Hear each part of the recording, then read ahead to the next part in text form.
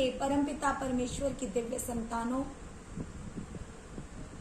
आज तुम सब यहाँ हमारी शरण में बैठे हुए हो। तुम सब दिव्यता को प्राप्त हो।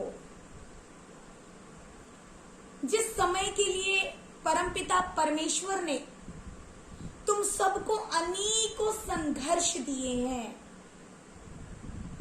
बहुत सारा ऐसा संघर्ष, बहुत सारे ऐसे आरोप प्रत्यारोप,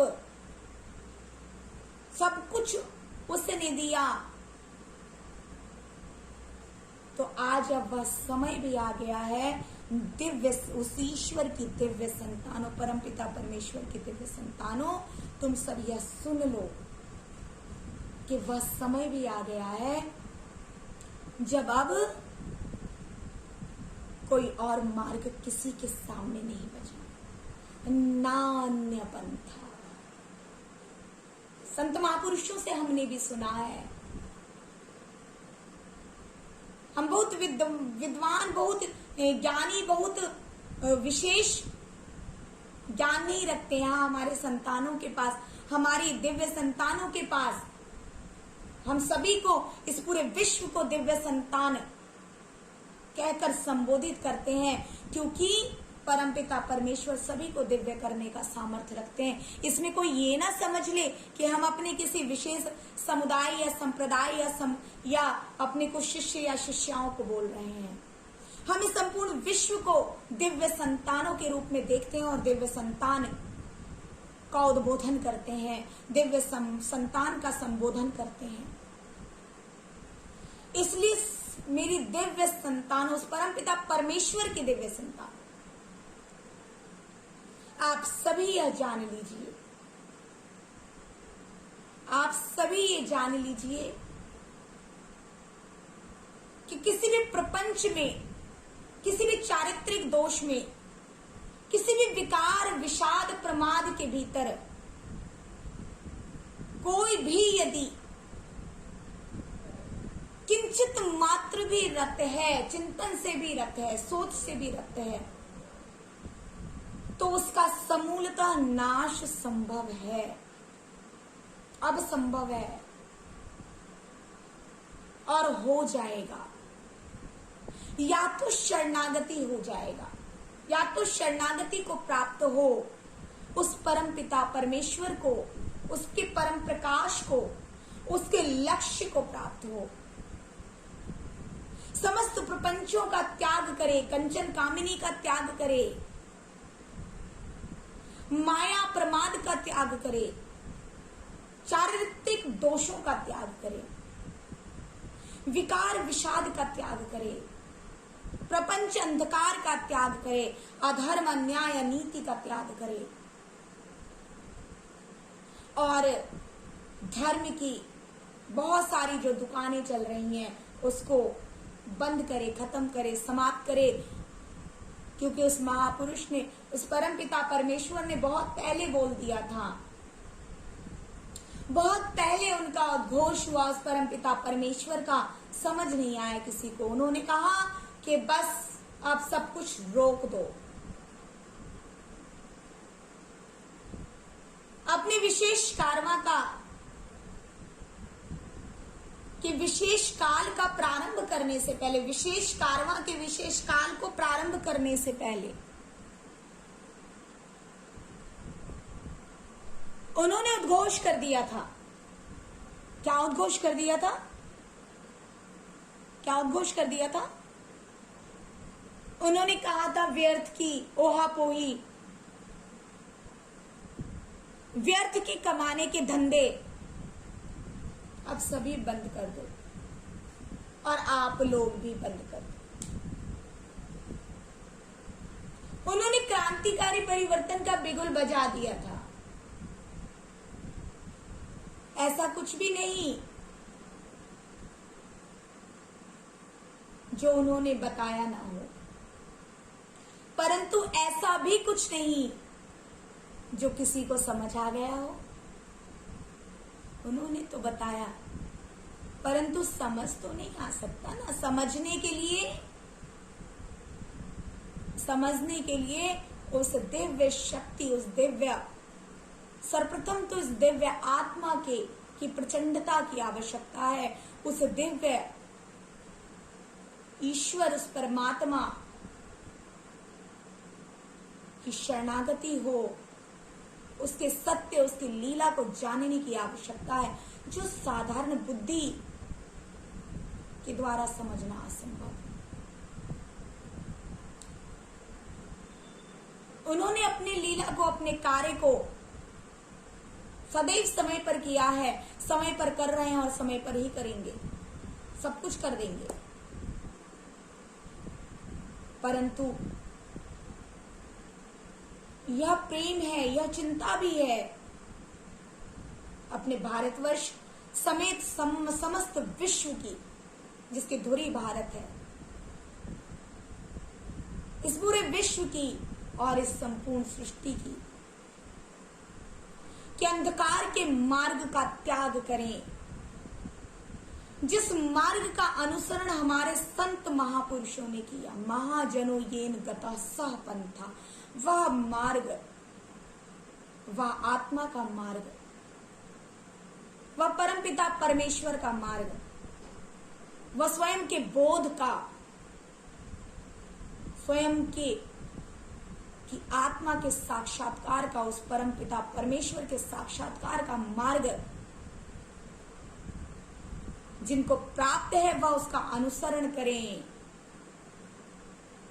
और जिनको प्राप्त नहीं है वह उसकी तलाश करें। जागृत होकर उस ईश्वर के कार्य में सहयोगी बने। ऐसा नहीं बनना है जैसे वो एक शिष्य था। कुछ लोगों ने यही किया समाज के भीतर ना, बड़ी ही दर्दनाक है ये बात। कुछ लोगों ने क्या किया कि उन्होंने, जैसे एक शिष्य की कहानी आपने सुनी होगी, वो क्या करता था कि हमेशा गुरु वचनों के साथ खेलता था, गुरु वचनों पर संशय करता था, और गुरु के पीछे से गुरु जिस भी वचन को कहा करते थे वह वचन पूरा ना हो सके उसके उपाय कर दिया करता था। परंतु हर बार हार जाता था, हर बार पराजित होता था, और हर बार गुरु वचन पूर्ण हुआ करते थे। एक बार उसने क्या किया कि गुरुदेव ने क्या किया कि एक बीज, चलते चलते भ्रमण पर चलते चलते एक स्थान पर, एक जगह पर एक बीज जमीन के भीतर रोपित कर दिया, और उन्होंने कहा कि आने वाले समय में ये बहुत ही विशाल वृक्ष का रूप धारण कर लेगा, और ऐसे वृक्ष का रूप धारण करेगा कि मैं इसके नीचे मैं ध्यानस्थ होऊंगा।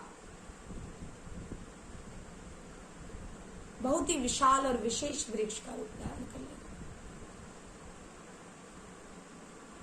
अब शिष्य ने सुना, अब उसने सोचा ऐसे कैसे, कितना समय बाद, तो पता नहीं कब की बात कर रहे हैं, पता नहीं क्या बोल रहे हैं।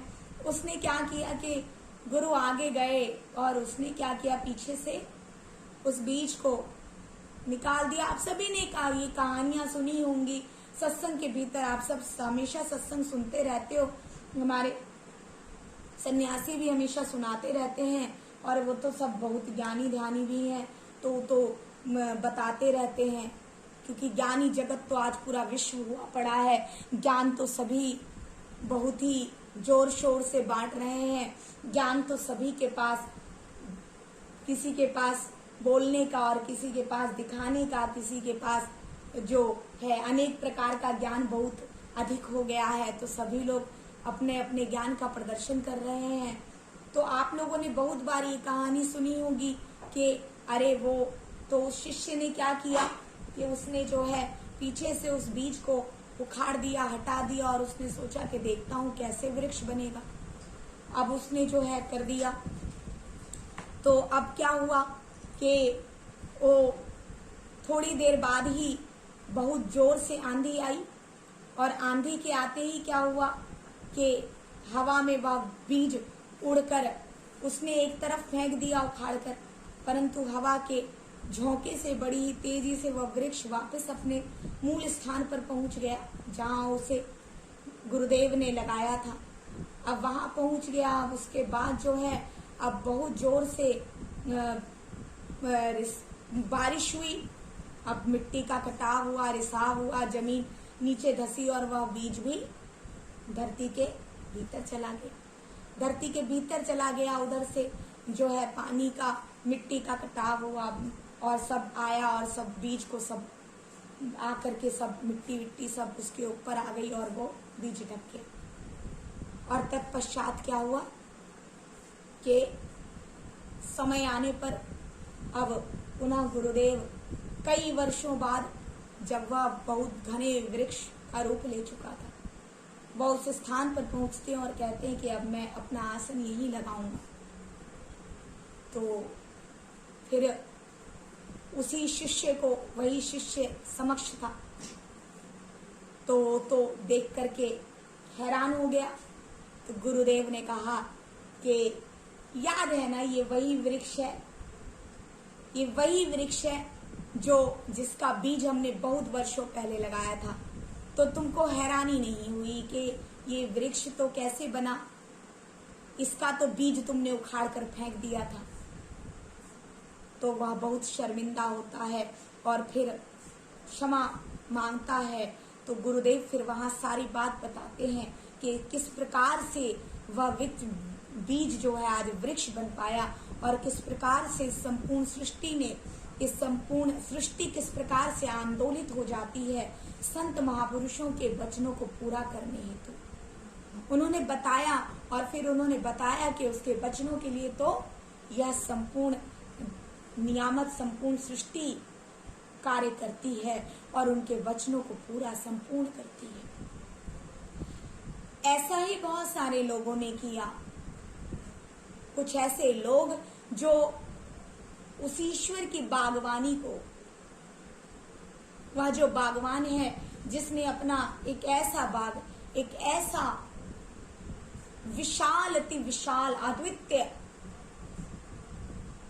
बागवान, ऐसा बगीचा, ऐसी बगिया तैयार की थी जिसके भीतर असंख्य अनगिनत अद्वितीय अद्भुत पुष्प थे। कुछ लोगों ने जड़ समेत समूल उसे उखाड़कर फेंक देने का दुस्साहस किया और उन्होंने ऐसा किया और तत्काल ऐसा दिखा कि वह अपने इस कार्य में सफल हो रहे हैं। परंतु समय के साथ उस ईश्वर का खेल कुछ और ही था, उसकी लीला कुछ और ही थी। वह बच्चा नहीं कि कुछ जानता नहीं, वह ऐसा भी नहीं कि कोई भी निर्णय यूं ही ले ले और उसके समाधान ना करके कुछ भी कर दे। वह सब जानते थे और वही सब करवाने वाले उन्होंने अपनी उन संतानों को, जैसे शिष्य ने मूर्खतावत ऐसा व्यवहार किया, गुरु ने वचन कुछ और कहे थे, उसने कुछ और किया, ऐसे ही कुछ लोगों ने ऐसे भयंकर कार्य किए कि उसके वचन कुछ और थे, उसने दिखाया कुछ और था, उसने उंगली कहीं और की थी, इशारा कहीं और किया था, उसने सब कुछ कह दिया था, परंतु फिर भी कुछ लोगों ने उखाड़कर, ऐसे बीजों को उखाड़कर फेंका जो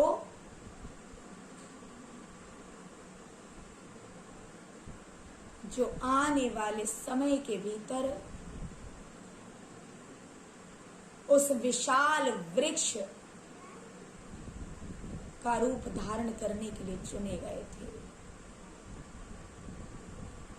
परंतु उसकी लीला और उसके कार्य को कौन जान पाया है और कौन रोक पाया है?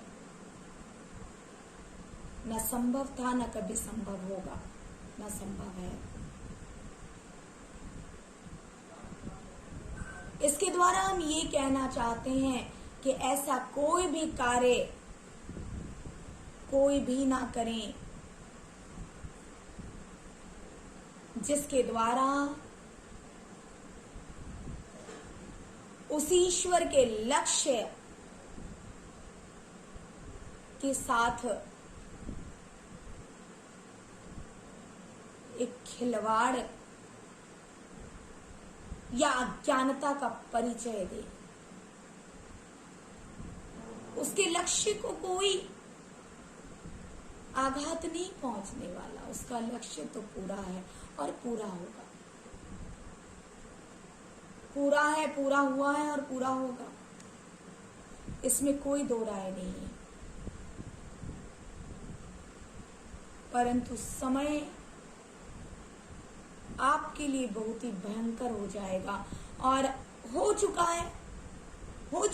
उन लोगों के लिए समय अब बहुत भयंकर हो चुका है और अब कोई नहीं बचा सकता। जो भी लोग ऐसे हैं, जहां भी हैं, जिस भी हाल में, जिस भी स्थिति में हैं, जिन्होंने ऐसी हरकतें की हैं, जिन्होंने झूठ और प्रपंच फैलाया है, जिन्होंने अधर्म और अन्याय किए हैं, जिन्होंने उसके ज्ञान को ना जानते हुए अज्ञानता का परिचय दिया है और सदैव अज्ञानता में और समाज को गुमराह किया है। सबसे बड़ी बात कि समाज को गुमराह किया है। उसके दिव्य संतानों को गुमराह किया है। उसके योद्धाओं को गुमराह किया है। ये लोग बचेंगे नहीं किसी भी तरह से, किसी भी तरह से नहीं बचेंगे, क्योंकि पाप की, अन्याय की कोई हद होती है, कोई सीमा होती है। परंतु जब सभी सीमाओं को लांघ जाते हैं तो फिर कोई नहीं बचा सकता, कोई भी नहीं बचा सकता। और अब नहीं बचोगे, कोई भी हो नहीं बचेगा। हम सबकी बात कर रहे हैं, उन सब की बात कर रहे हैं जो पाप के, अधर्म के, अन्याय के, अनीति के, पाखंड के मार्ग पर हैं, जो कंचन कामिनी में लिप्त हैं, जो स्वयं माया का नशा कर रहे हैं, संपूर्णता माया में रत हैं और दूसरों के ऊपर आरोप प्रत्यारोप कर रहे हैं, जो दूसरों के चरित्र से खेल रहे हैं, जो दूसरों पर कीचड़ उछाल रहे हैं और स्वयं को अच्छा सिद्ध कर लेना चाहते हैं। अब नहीं कर पाएंगे। अब समय नहीं है, अब समय नहीं है, अब समय नहीं है, अब सब समाप्त है। इसीलिए ये सब ना करके सभी उस सत्य की ओर बढ़ें, सभी उस प्रकाश की ओर बढ़ें, उस प्रकाश का अनुसरण करें, परमपिता परमेश्वर का अनुसरण करें, उस ज्ञान, उस अपनी आत्मा में स्थिर हों, अपने स्व को जानें, स्वयं को बदलें, स्वयं में परिवर्तन लाएं और स्वयं के भीतर उस प्रकाश को धारण करें कि उस परमपिता परमेश्वर के लक्ष्य और उसके कार्य के भीतर अपनी आहुति, अपनी हवि प्रदान कर सकें। संपूर्णता उनको समर्पित हो, उनकी शरणागति हो और उन्हीं के लक्ष्य का अनुसरण करें।